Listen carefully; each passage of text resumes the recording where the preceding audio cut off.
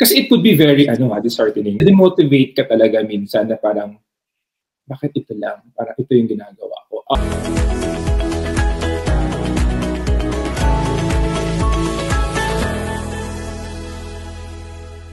Hey guys, here in a nutshell with me, Ina. Maraming nagtatanong, okay? Specifically for those thinking about moving to Canada. Okay pa ba yung edad ko? Swak pa ba yung edad ko? Nako, more than 40 years old na ako. Okay pa bang lumipat na Canada? We will try to answer that question in this episode. How old is too old for Canada? Yan, ang kasama po natin si Paul Perez from Canada Advantage, Director for Marketing and Business Development. Yan, okay. Hello, welcome back, sir. Thank you, Ina, for having me again. I'm good. Maliban sa magiging bahagi ng Canada Advantage, alam mo, perfect person actually si Paul to talk about this. Because, how old are you, sir, when you moved to Canada? 53. Oh, di ba? Okay. So, maliban sa kanyang expertise, personal experience ang kanyang panggagalingan tungkol dito sa issue to. Okay, alam mo, let's just answer that basic question. How old is too old for somebody to move to Canada? Actually, initially, ayoko sagutin eh. Sabi ko, bakit ako inisip ni Ina? So, I'm 55 now, obviously. Okay. So, how old is, it's a very good question actually, and there's no direct answer to it. No?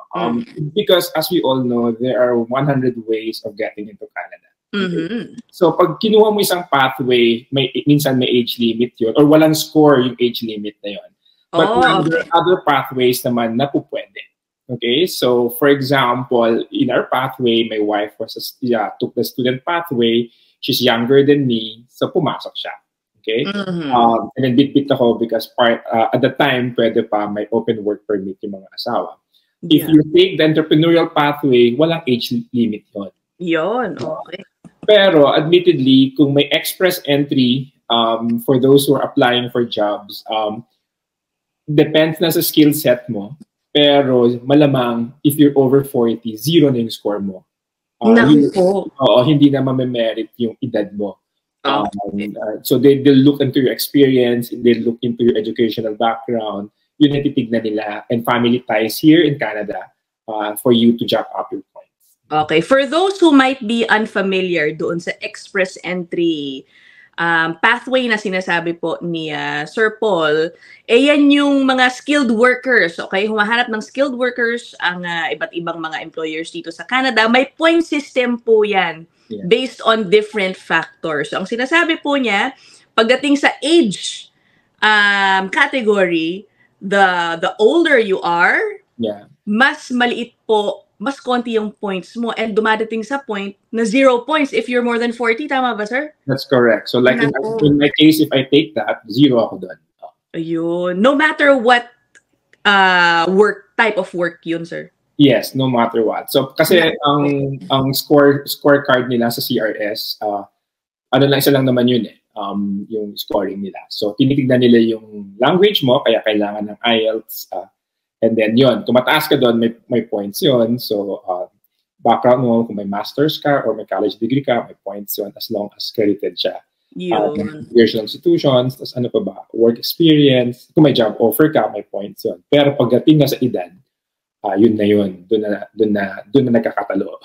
Okay. Pero marami bang points, kumbaga, ang pinag-aagawan dyan sa age? Or, let's say, if you get a low score sa age, is it easily... mababawi mo ba yun ng madali sa ibang category, perhaps? Yes, pwede naman. But right now, kasi as Canada is shifting gears in terms of its immigration policies, very competitive na ngayon yung field. So every point matters, no? So kahit na meron kang 5 points man lang dyan, sige, i-declare mo. So kasi right now, medyo mataas ang hinahanap nila almost 600 yung mga hinahanap, almost 500. So the closer you get into that number that nila-raffle nila ngayon, your chances are higher. So, that's the reason why sometimes pag hindi na sila pumasok doon, despite all the efforts, no, hinahanapan na namin ng other pathways na pwede naman. Oh, what are these other pathways na sinasabi niyo na pwede? Well, surprisingly, in terms of education, pwede. Primarily, pwede ka mag-aral, especially if it's masterals or doctorate. They don't usually look into the age. They look more into your being in capability mo to get into that program. And then, or if not, tulad ng ginawa ko, if younger yung asawa mo yung primary applicant, and then bit-bit ka lang. But of course, right now, nagbago na naman kasi yung polisiya. Bit-bit yung mga asawa for post-secondary, but for masteral and doctorate, pwede pa rin. Okay. Are there specific career pathways available to those who might be above 40? Halimbawa, ano ba? IT is still very big, no? IT. Yeah, I know of a friend na IT pathway niya, ang bilis. Okay. As long as you are employed in an IT company, I mean to say, yun talaga ginagawa mo, no? IT role ng company. Tourism, at least for Alberta, may pathway sila, no? So, anything and everything that has to do with hospitality and tourism, may pathway yan ngayon. Even if you're older, mas okay ang chance mo dyan kahit papano. Yeah, mga chefs, specific to a certain cuisine, mataas sila ngayon. I think you interviewed one, a Japanese cuisine, di ba? From Dubai ata siya. Yes. So, si Keith. Si Keith, exactly. So, yun, nasa tourism and hospitality yung pathway na yun, sila ngayon yung mga hinahanap. Okay. Yung sa IT, sir, are you talking about the Global Talent Stream pathway? Yeah, there's that. Depends kasi sa probinsya. May mga ibang, like kami dito sa Alberta, there are very clear pathways as long as programmer ka or you are into a lot of things related to development of apps and all that. Merong potential na pathway. Early childhood pa rin, meron din. Oh, okay. ELCC, Early Learning and Childcare. Madami pa rin nangangailangan doon. Take note, Alberta is opening around 10,000 childcare centers in the next few years. So you could just imagine the number of personnel that Alberta needs to really fulfill that commitment. Okay, so there is still hope that may mga paraan for those who might be worried that their age might, be a hindrance sa kanilang pag-apply sa Canada. There may be specific career pathways na maaring okay naman po. At mas mabilis actually silang makarating dito, no? Yes, madami. Ang balita kasi ngayon, nagsara ang Canada. Yun yung lumabas. Yeah, oo. Well, yes and no. Yes, in a sense that they are reviewing things right now. And I think to improve the system, so admittedly, may mga gaps, may mga kailangan i-tweak. And they're doing that now. And no, because there are so many other pathways na pwedeng i-explore. That's the reason we keep on saying, kung hindi ka pwede dito, hanap tayo sa iba. Kasi po pwede. But I think, what I wanted to put across as well is, kasi marami rin nagpupunta dito kahit na kasing edad ko, or there are even times na mas older than me, bumabalik din sa Pilipinas. Kasi kasi kailangan mo ring, you have to embrace the whole thing eh. Admittedly, sabi nga nila, you cannot teach an old dog a new trick, di ba? So pag dumating din sa Canada, medyo malaking pagbabago, medyo hindi nakakayanan ng iba. Health-wise, for example, di ba? Ngayon, Abril, nag-snow pa rin. Sobrang lamig, hindi kaya, o gano'n. So yung maraming nararamdaman na lumalabas sa sakit sa katawan. So when you make the decision, you have to make sure that samahan mo dun sa the right mindset, that you're healthy as well or prepared physically to the different challenges because 4 seasons to, sanay naman tayo hindi dalawa lang. Ngayon, Manila, sobrang it's really burning. Parang gano'n. So, yun yung mga kailangan ding isipin ng mga nagko-consider lumipat. And I think, sir, also when it comes to mindset, if you're coming in here with a lot of work experience behind you already, you have to accept the fact you will be competing for jobs with people younger ones, and you shouldn't feel bad about it, no? They might feel disappointed na parang, bakit with my experience back home, nauunang makuha sa akin ng mga batang ito in whatever field, no? Well, it happens. It happens a lot, no? But I think nga ang pinaka-importante ring isipin is, yun nga, yung mindset na yun na may dahilan, may rason kung bakit ka nag-decide pumunta dito. Ilaban mo. Kasi, di ba? Kasi kung mahina ka, kasi it could be very, disheartening. It could really be, demotivate ka talaga minsan na parang, bakit ito lang? Parang ito yung ginagawa ko.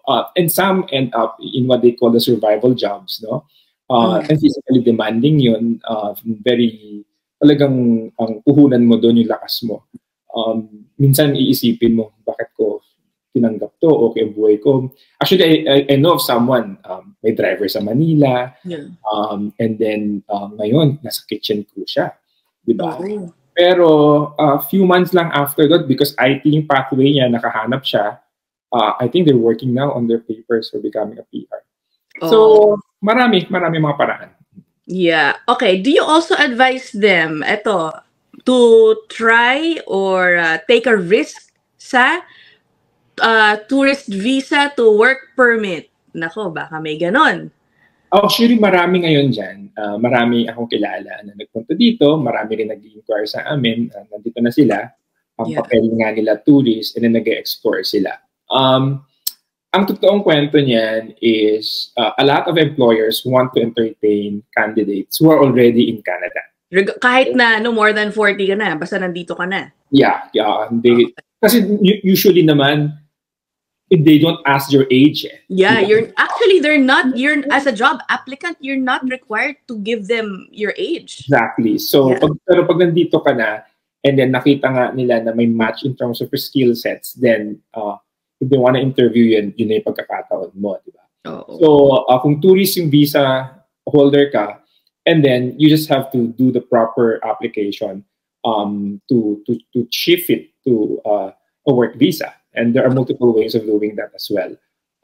But at the same time, there are still very strict conditions pag tourist ka. And our suggestion's always been stick to that conditions, don't violate it. Kasi you don't want to get on the wrong side of things while in Canada. Yes. Okay. Actually, we have an episode with Sir Paul then about yung issue na yan, shifting from tourist visa to work permit. You can just find that sa aking content, yung episode na yan. Okay. Actually, this one pala, dapat natanong ko to earlier. Kasi mga minsan nagpi-PM po sa akin ng mga viewers, usually mga construction jobs, mga ganyan, welder, na yung sobrang tagal na ng experience sa Pilipinas. So talagang medyo mas may edad po sila. Pag express entry, skilled worker, do you still advise them to, try it out? Or yeah, madami. Right now, we're looking for road construction personnel. And then we are also looking for electricians or anything related to electrical. Yes, kami, subukan lang. It depends kasi on specific requirement ng employer. Kung nag-match naman, why not? Of course, may mga jobs na may nangangailangan na tinatawag lang red seal. Some are regulated. And kung may pera din naman ang aplikante, then you get that. Kasi kailangan mo mag-enroll doon, kailangan mong kunin yung certification na yun. So, but at least your chances are higher. There are some companies who would get them on an entry-level job, and then they're committed to train them while they're there. May mga ganun din naman. So, iba-iba rin. So, even the employer side kasi, they're quite sensitive to ano yung nangyayari sa labor market. They understand na very competitive, so they are adjusting as well some of the things. Of course, there are very clear very clear guidelines naman in terms of who they want to hire, depende sa kanilang HR standards. Pero kami talaga, ang pinaka-trabaho namin is bina-match namin. And if there's a perfect match, then we document it and then we move towards getting you a work permit. Okay. Paano naman, sir, yung mga talagang porsigido, hindi, sige, alam ko kaya ko pa magtrabaho, makipagsabayan sa Canada kahit ito ng edad ko.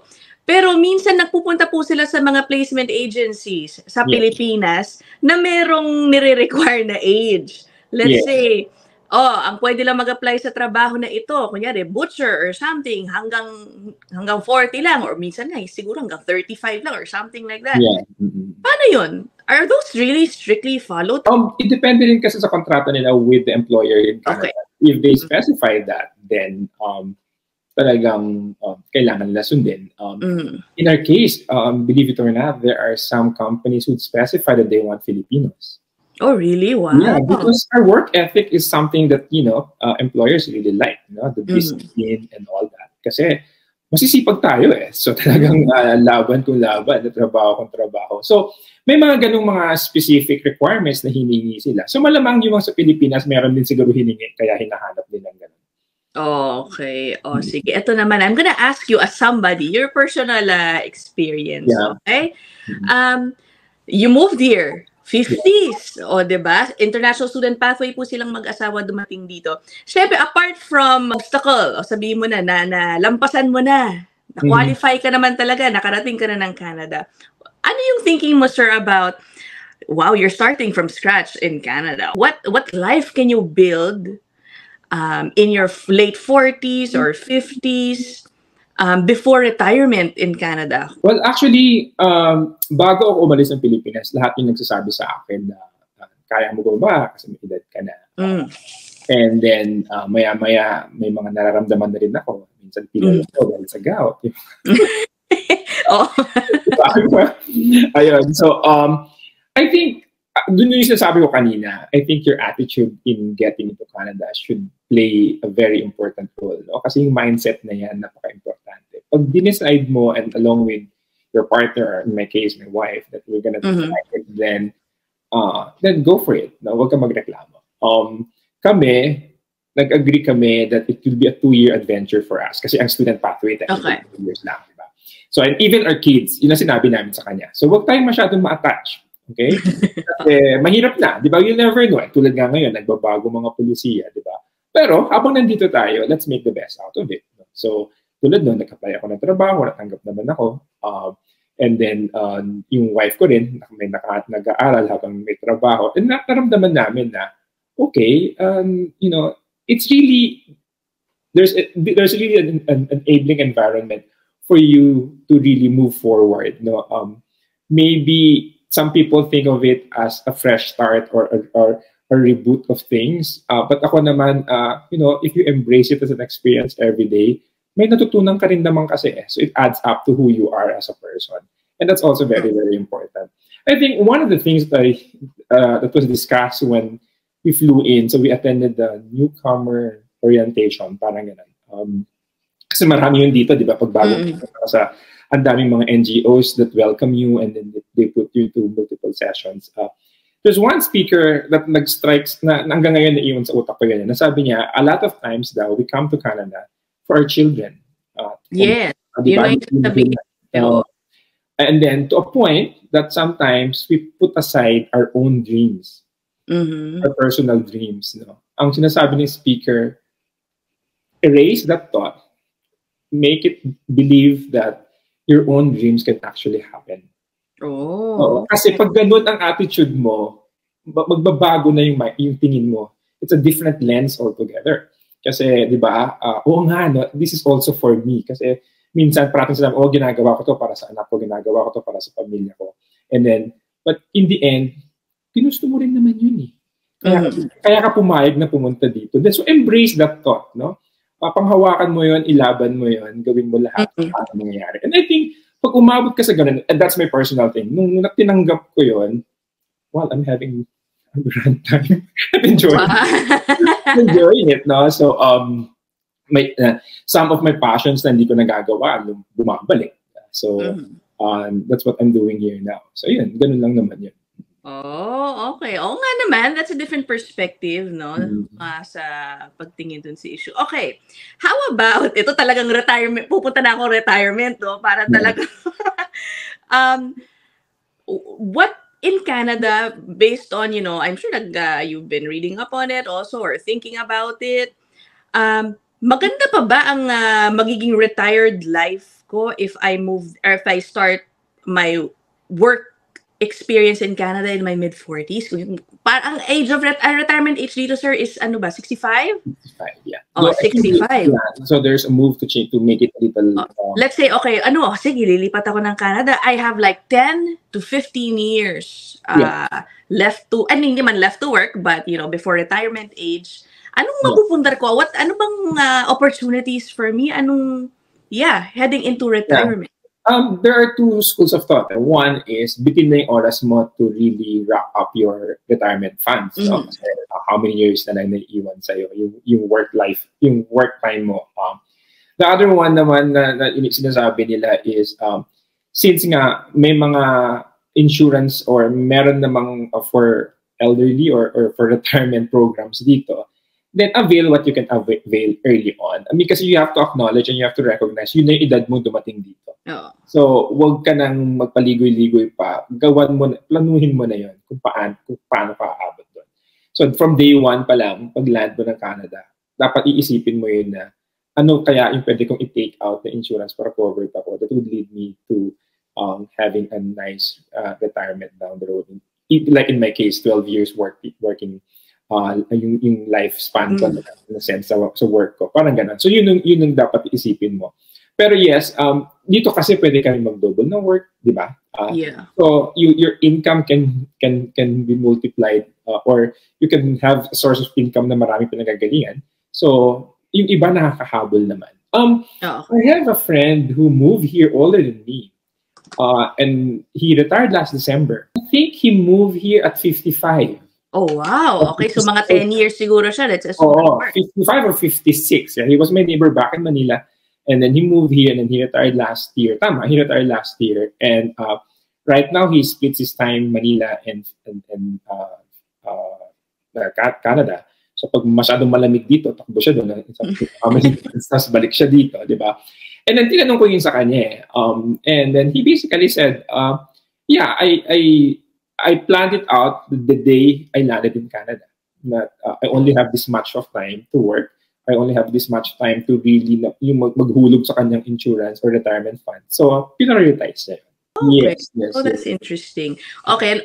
Also, eto nabanggit mo sa akin when I messaged you about this. May parang support group din, community of immigrants who came into Canada ng medyo 40 above. Talagang 40 above lagi ko sinasabi. May group chats sila, etc., etc.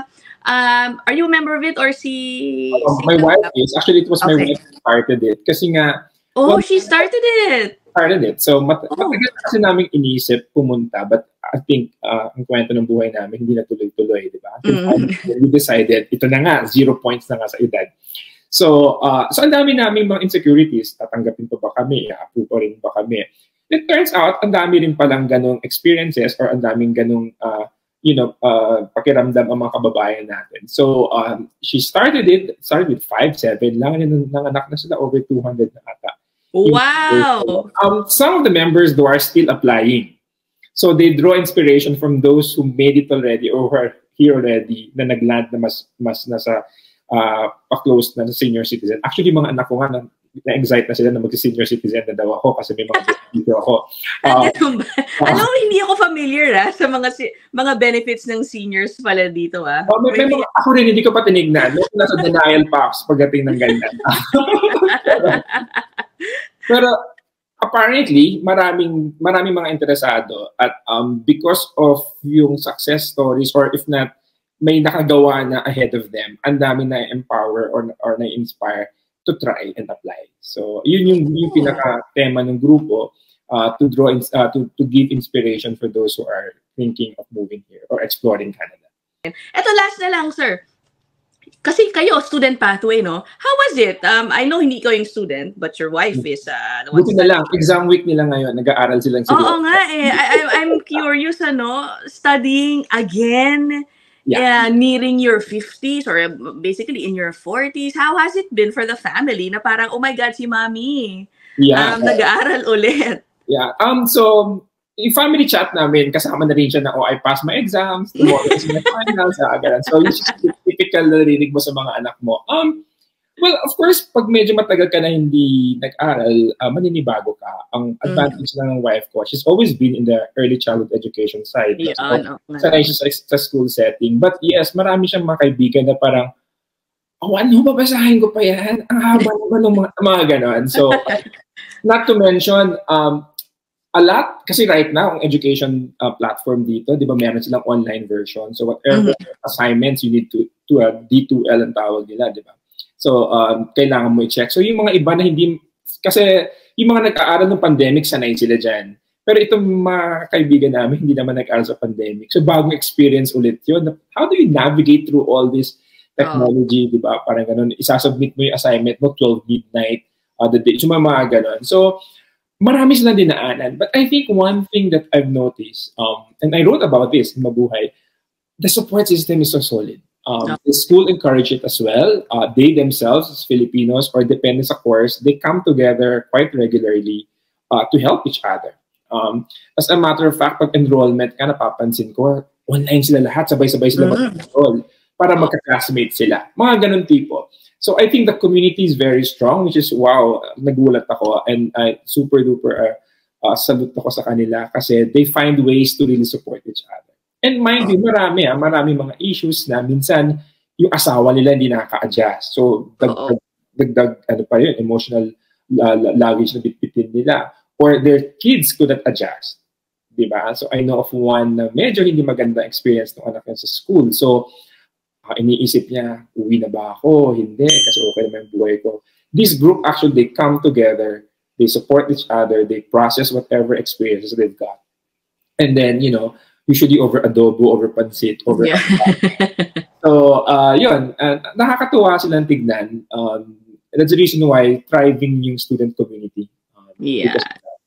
I think in any pathway naman, in any circumstance, pinakamahalaga rin talaga yung support system that you find. Okay. Yeah, it's been very informative, insightful, and I'm sure marami pong matutulungan doon sa mga may concern tungkol sa kanilang age at nag-iisip po if they should still pursue Canada or not. Okay. Thank you so much for everything that you shared. Anytime. Yeah. Okay. That's it for this episode. We'll see you guys in the next one. Bye. Bye-bye.